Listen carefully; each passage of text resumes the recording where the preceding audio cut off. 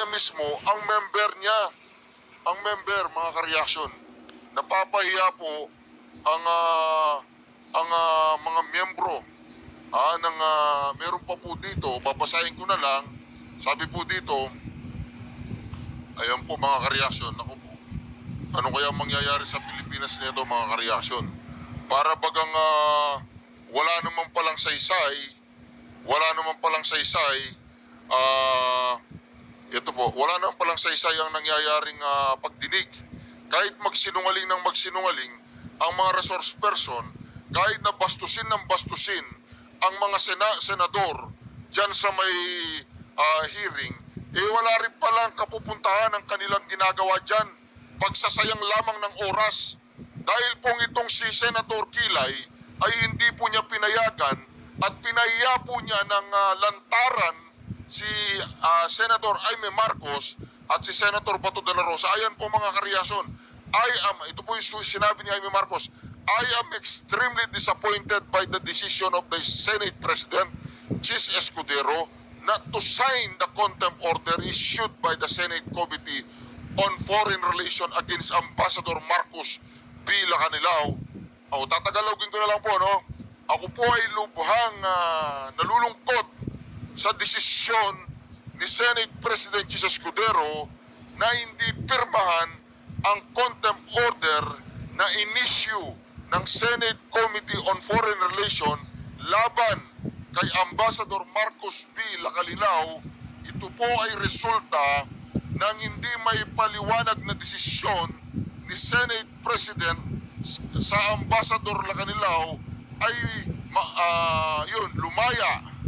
Isang oras lamang ng pagkakadetine. Ito po ay hayagang ay pagkatapos na mga lantarang pagsisinungaling under oath, nanumpa po siya paulit-ulit na nagsinungaling sa komite. Ang kasinungalingan niya ay malinaw. I fail to comprehend why the Senate President, who is a lawyer, failed to see them. O di ba? Hindi raw niya maintindihan na si Mr. Kilay ay isang lawyer at hindi niya maintindihan. Ako ay sigurado, I am sure that I do not need to remind the Senate President. Ako po ay sigurado na hindi ko na kailangang palalahanan ang Senate President na ang contempt power ng Senate ay isa pong premise on the Constitution, very own self-preservation. Paano na ang Senado ang survival?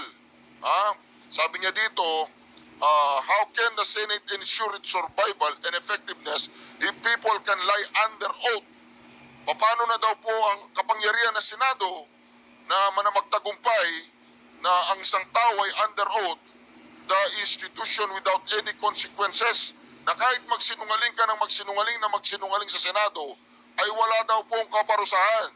Ayan po, ang desisyon ng Senate President ay isang insulto sa Senate Committee on Foreign Relations and an affront to the integrity of the institution he leads. So mga ka-reaction, problema po yan kung ganyan po ang pinapakita ni Senate President ay hindi po siya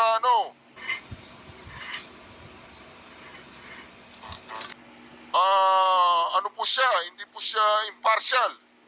So anong mangyayari sa tinatawag na impeachment ni VP Sara Duterte kung ngayon pa lamang nakikita na natin ang katarantaduang ginagawa ng Senado? Ito po ang pinakamalupit dito mga ka-reaction. Ito ang pinakamalupit dito. Sinaitin contempt po ni Senator Bato de la Rosa yung si Marcos Lacanilao. Ayan po, just in Senator Jaime Marcos office say Special Envoy, Transnational Crime Ambassador Marcos Lacanilao has been released from Senate detention. Marcos office claims Senate President Chis Escudero refused to sign the contempt order requested by the Senate panel of Foreign Relations. Ambassador Marcos Lacanilao has now been released despite being cited in contempt for lying and giving misleading statement on the arrest of the former President Rodrigo Roa Duterte Marcos say. As expected, Escudero refused to sign the contempt order just like he refused to sign the subpoena.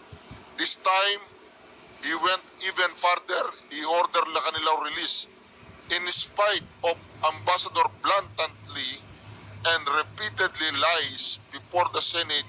She added, ako po, ano pong mangyayari sa atin yan mga kareaksyon? Ha? Ano pong mangyayari sa atin yan? Kung wala naman palang power, kung wala naman palang saysay, kahit mapatunayan pa ni Jaime Marcos na meron pong tinatawag na paglabag sa batas, na meron pong tinatawag na panluloko, wala na pong saysay ang Senado. Palagay ko kailangan ng buwagin kung ganyan man lang ang ginagawa ng Senate President na pinapahiya